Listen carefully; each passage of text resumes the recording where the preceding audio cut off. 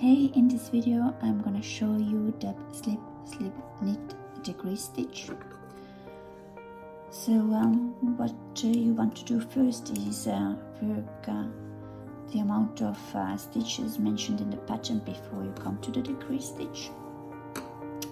So let's say you had to work 3 stitches and you would need to join the next 2 stitches on your left hand needle.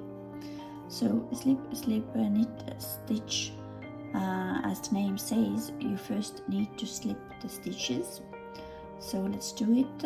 We will be slipping them knitwise, meaning you bring the needle from left to right and slip the first stitch. Do the same with the next stitch, and now you have the 2 stitches unworked on your right hand needle. Next we would need to knit them together. For that I will insert my left hand needle to the loops of the both stitches, wrap the yarn around the right hand needle and bring up a loop. When the loop is securely on my right hand needle, I can help with my index finger to bring it closer to the previous stitches. I will let go of the joined stitches.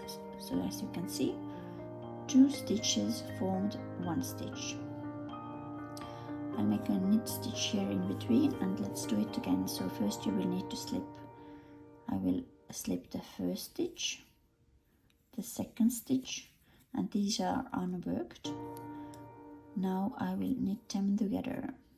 I will wrap the yarn around my needle, pull up a loop and let go the old stitches.